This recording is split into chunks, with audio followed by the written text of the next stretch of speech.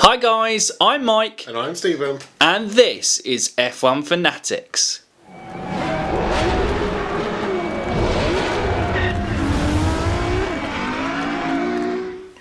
Welcome back to another F1 Fantasy Weekly, and in this episode we will be reviewing the fantastic, and for me, the race of the season, Brazilian Grand Prix. It was an absolutely fantastic race, and we're going to take you through the top 5 point scorers this weekend with drivers, the bottom 5 scorers from the drivers this weekend, top 5 constructors, a look at our teams and the F1 Fanatics Fan League as a whole, before rounding off with our usual Kimi Moment of the week and go from there. But there is only one place to start off, and that is explaining, if you don't already know, what F1 Fantasy actually is. And it is like any fantasy sports game. You have a budget, and in this case you have $100 million budget to select 5 drivers and 1 constructor. Those 5 drivers and 1 constructor then accumulate points for you, or get minus points in some cases, over the course of the weekend, and you can compete against your friends in private leagues, or you can compete in public leagues. If you've been doing it from the start of the season, you know that there are fantastic prizes up for grabs, including tickets to Grand Prix in next season, which would be a fantastic prize if you were able to get up there and compete. But that rounds it off, and we'll bring you in, Stephen. What did you think of the race? It was beautifully unpredictable, I shall say. I mean, I think that's probably a very good way of summing it up. And F1 fantasy-wise, that's not very good. No. In terms of F1 fantasy-wise, I think probably, again, we were saying, it's got to be Mercedes, but I think we did say Red Bull. We did see Red Bull coming in, and to bring Max Verstappen in, which I did, and he won, so that was a good call. Brazil took your F1 fantasy preparations and they chucked it in the bin. They said, we're going to have the race of the season. They did. It was the race of the season. It was fantastic. But although a price to pay. I do remember last week you did say that Pierre Gasly was an outside bet. He wasn't mentioned because he was in the run-in for 6th place on the Drivers' Championship. Yeah. And so you said that type of thing is what spurs people on. Exactly. And 2nd place is certainly a way of spurring that on. Best turbo. Probably ever, right? This season, not this season, he's probably the best turbo pick. Yeah, no, he would be. Yeah, but we'll come on to that. We will indeed. And actually that probably leads us on nicely to looking at the top 5 point scorers, which is what you guys are really interested in. Obviously, the race review podcast with me and Ash giving a more in-depth look at the race came out yesterday for you guys, but here is just purely F1 fantasy. So points-wise, who was our top 5 point scorers? We stall here as the top 5 point scorers were up for Stephen. I just saw something, then I need to check something. Okay. And I think we have stalled enough. And Stephen, top 5 drivers. Here we go. Okay, just to explain the problem, we finally captured the live scores. No apologies this week, but because of the hours of steward deliberation, points did change after the live scores. So do we need to apologise again? We apologise on behalf of the FIA stewarding consideration process. Yes. Anyway, at top is Max Verstappen, we believe 44 points. Probably the least... what's the word? He was the most consistent driver, or the most consistent thing about the race. He was just dominant. No one got near to touching him. No, there was the only sniff of the chance. Well, obviously that unsafe pit release with Kubica nearly binning him in the wall. Yeah. But after that, caught Lewis Hamilton. Easy, overtook him. You're in the lead? Nah, my race. Pitted for softs again. Lewis was in the lead. Bang, overtake, nice and easy around the outside of the Senna S's, which that move with Albon going around the Ferraris and Max going around Hamilton was my favourite move of the race. Yeah. That was pretty great to watch. But yes, I'd agree. And obviously, Charles Leclerc, I think, got 7 points this week. And I took out Charles Leclerc for Max Verstappen. So yeah, that's a pretty good point swing. That was a great point swing for me. Anyway, number 2, Pierre Gasly, as we were saying, 39 points I have him on at the moment. It's the turbo will get you 78. 78 points turbo. And I'm sure that must be the best. That is the best this season. That would be an absolutely incredible points return. Also, and it was a great result for Pierre Gasly. Yeah. But in terms of F1 Fantasy, unbelievable. If only Albon... if only Albon was there. Anyway, number 3, maybe a surprise. Perez. We believe he was on streaks. He had 30 points. Actually, he was joint third with Lewis Hamilton, who also got 30 points. Well, he definitely was on a streak because I've been saying Sergio Perez is the man in form in the second half of the season because he has been in the points every race apart from Singapore, but obviously with Singapore being in between 5 races here, again another points finish, hence him getting the bonus race points there and finishing P9 again there from P15, getting overtaking points. Pretty good race for Sergio. And Lewis on 30 points. Yeah, it's not a disaster. No, it could have been better, but again, Lewis, strangely enough, although he's the Drivers' World Champion and Mercedes have been great, in the second half of the season, Lewis Hamilton hasn't been a great pick because of how expensive he is. Yeah. So, he's only really paid off in 1 or 2 races, hasn't he? But he's still the second highest top 6 driver, I guess, this week. Yeah. In terms of points. So only one of the top 6 drivers finished in the top 6. I mean, after penalties. It's mad, isn't it? It's like so much about this race. But that's what we want. That's what we want in 2021, don't we? Where we turn up to a race and we're going, a great drive will mean, I know there were some, incidents that maybe resulted in certain other teams getting onto things. But that's irrelevant. Anyway, to round up the top 5, Kimi Räikkönen. Kimi! I think it's the first time he's made the top 5. This season. Yeah. Superb. Since we've been doing the F1 Fantasy Weekly, certainly. I'm sure start of the season there were a few. Yeah, it might have done actually. He had some good best of the rest performances, I think. But considering Alfa Romeo had switched off to pull out 5th and 6th, was it? Or no, it was 4th and 5th with penalties. Unbelievable. Yeah, was absolutely superb from them. He had 27 points, did I say? And then Giovinazzi closely followed him on 26 points. So I should give him a little mention. Yeah, give Giovinazzi a shout out. Fantastic from the Alpha boys, certainly there. And who are our bottom 5 drivers? So our bottom 5 is Roman, -1 point. Alex Albon, -1 point. Lance Stroll, 0 points. Hulkenberg, 1 point. And Kevin Magnussen, 4 points. At least it wasn't 0 for the Haas boys this week. Neither Ferrari in there. I think they went long enough into the race to still get positive points. And they weren't the first retirees. Because Bottas, actually, I had Bottas, has positive points on 3. He has... Oh, did he go down to 3? I've gone down as 4. Yeah, I think he was 3. Okay.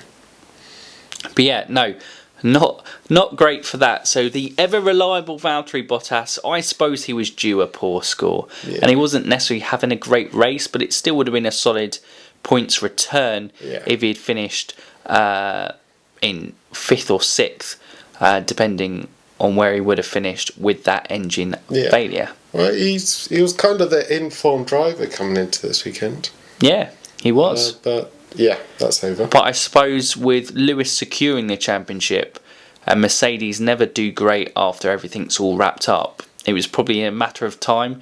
You're probably not going to see the A games of Bottas and Valtteri not until obviously next season now. Yeah. I would imagine. And moving on to the top 5 constructors. Yeah.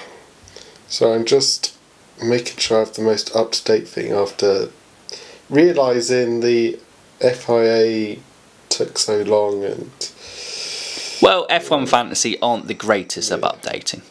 Okay, top scoring constructors. We're here. We're ready. We are nothing but professional on this podcast. You know, the stable, everyone picks them week in, week out. I mean, it's... They're your number one choice. Yeah, definitely. So no surprises. Toro Rosso, 47 points. Sorry?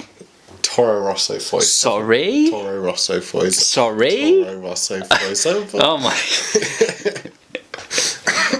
You mean someone who wasn't the top 3 constructors when we always recommend that you should go for the top 3 constructors every week, and if you pick anyone outside the top 3 constructors, you're a fool? That could be the one. That could be that Toro Rosso. Okay. That would fit that explanation. Okay, brilliant. Well done. I think But mainly down to Pierre Gasly. We're back to normal in second. Well, okay. Because that's Alfa Romeo. Yes! Of because course. they were the only 2 teams this weekend to have double point scoring finishes. 43 points. Cool. What a bet that would have been. Eh? What do you reckon the odds on that would have been? Alfa Romeo and Toro Rosso to be the only double point scoring constructors this weekend. Jeez. Mad. Absolutely mental. But congratulations to both. Fair. And although I was incredibly happy for Carlos Sainz getting his maiden podium, also was a little bit gutted that it wasn't Alfa's first podium in 50 years. I was gutted it wasn't Alex Albon's. Yeah. But that's just my Red Bull allegiances. It would have been nice to see Kimi got a podium again. Exactly. But I did like seeing McLaren on the podium. I did it. First time since 2014. I've mentioned that about 5 million times in the last 2 days. And I'm going to get it right. Since Australia 2014. Okay. Third place, we are actually now back to normality. Red Bull pretty much third constructor all the time. They could have been such a good race if Albon did finish second. They would have been massive point scorers. But 38 points is pretty much where they began all season. Then Mercedes in fourth, faced 6 points, and McLaren jumped in there at 34 points. Yeah. That's the top 5. Nice job, McLaren. Yeah.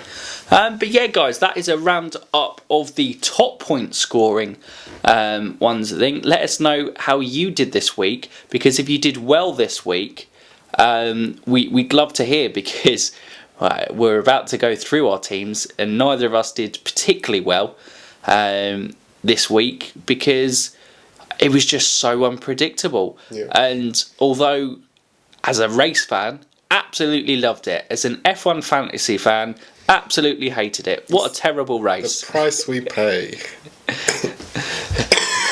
Does a great race have to come with so much sacrifice? Oh, God. Okay. Shall I start with my team? Yeah, go on. You start with your team. Max Verstappen, 44 points. Carlos Sainz, 24 points. I did good. Ricardo, 26 points. Lewis, 30 points. Red Bull, 38 points. Alex Albon, minus 2 points. I turboed him. Yeah, right, turbo. He could have been so good. Red Bull could have had another 20, or that could be 58 or something. Albon would have been, that would have been 50 points there. I would have been hitting 250. Around that mark. Well, okay, maybe not that much. Maybe 220, 230. But what was your overall score? 160. Considering, that's very good. My team, not quite as good as Stevens. Valtteri Bottas. Sorry, he was 4 points. I've made that up. Valtteri Bottas, 4 points. Max Verstappen, 44 points. My pretty much saving grace this week. Alex Albon, minus 2 points. Yeah, Turbo driver. Could have been so good. Daniel Ricciardo, 26 points. Yeah, nice. Carlos Sainz, 24. Mercedes, 19 points. Yeah. Ouch. But I'm confused because you said 30. Have I said the wrong score? I've got this directly. This is 36 points. This is Brazil. Well, unless they're yet to update for me, my Mercedes is currently on 19 points.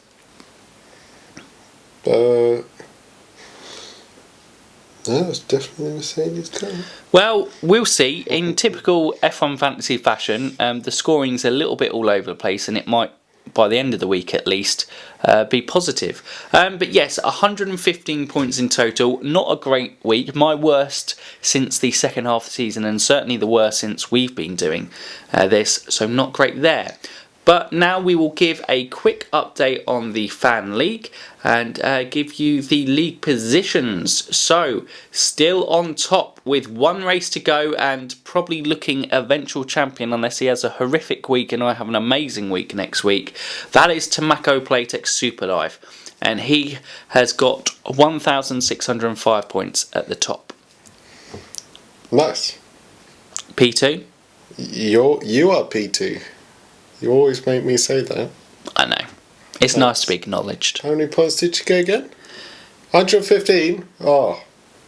So Which, I just want to clarify, you got 115 this week. yeah, but still under 100 gap, and it's 1,518 Yeah, you're looking good. behind Tomako Playtech Super Life. The Death Eaters is still in number 3, 1,439 points. And who is fourth, Stephen? That's me. 13,069 points. I mean, 13,000 is incredible. 1,369. 16, yeah. But it's still fairly close. I mean, again, a bit like me to I'm have 150 off you. Yeah. Well, not yet off me, but you might still recover third if Death Eaters has a very bad week and you have a very good week again. But we'll see. But the top 4, I would say, are pretty much confirmed. Brawn GP is Mark from Beyond the Grandstand. He is on 1,194. And who is close to him, Stephen? Red Bull Gives You Wins, which is Zach. He's on 1,180. So very close battle there. The 5th and 6th in the fantasy table will be an interesting battle going into the end. And then 7th, it is I with Katie. She has dropped off that race for the top 5. She is 1,046 points and probably looking behind her at... Whoa. I was just checking Katie's team. Yeah. And I am shocked at what I'm seeing right now. Is it because K-Mag wasn't turboed? Why is not K-Mag not turboed? Well, if you'd looked at the comments in the YouTube video, she decided to go against K-Mag and go for Lando, who's also one of her favourite drivers. I'm not sure about this. Stephen's hurt, Katie. You've let him down. Katie should actually be last for that decision. Yeah. I'm giving penalty points for that. Katie has received penalty points. Yeah. Under Stuart's investigation. But moving on to actual 8th place, who is 8th? Force Lebanon Ferrari with 1,017 points. So in touching distance of Katie in 8th. And that bottom 4 actually going into the last races is pretty exciting. Yeah. And then 9th is the F1 Debate Show. 1,002 points. McLaren finally paid up. So both the F1 Debate Show and Ashley with his F1 Fanatics team have broken the 1,000 barrier. And F1 Debate Show are off the bottom again. And Ashley has dropped to the bottom again with 1,001. So a very close battle at the bottom of the table. Probably all to play for. All to play for. Or for pride at the end of the day. Yeah. There are no prizes given out for grid positions. We aren't the Formula 1 FIA who give out prize money based on constructor position, but it's just pride in the league.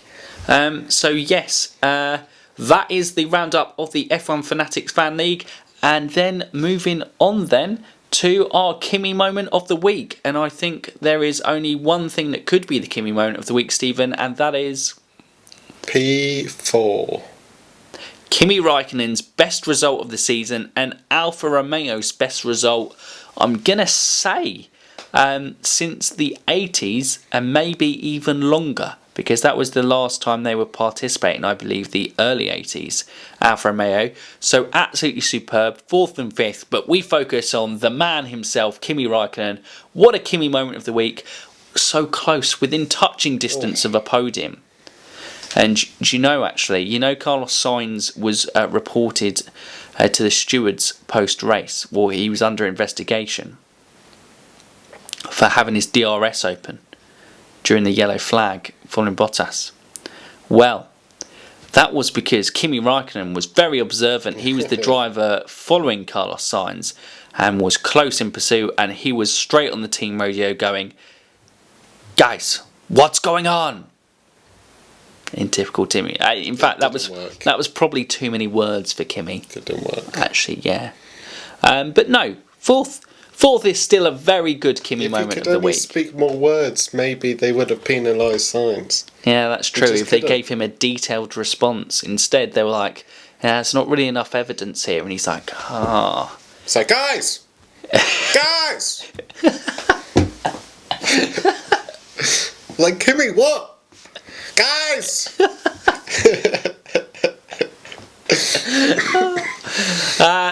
And what a way to round off Kimi moment of the week, guys! And if you guys have enjoyed this video, don't forget to give us a thumbs up. Stephen, what is the comments this week that we've got to be on? Guys! Guys! Yeah, well, there you go. That's it. Or you can comment what you scored this week or how you're feeling after probably a depressing week for most people. Unless you're Stephen, actually, who did quite. Mess you up. Well, I mean, you had like 50 points more than me, and you're like, "Oh, it's so depressing." All right, you did pretty well still. Yeah. Chin up. You still closed the gap. Don't worry. But yes, that is what to comment on. And don't forget, if you are new around here and you're listening and you like what we do, click that subscribe button, and you can click the bell notification as well. And that will let you know when more great content just like this comes out and you can watch it. Guys! Guys! And on that note, you F1 fans, remember, keep racing.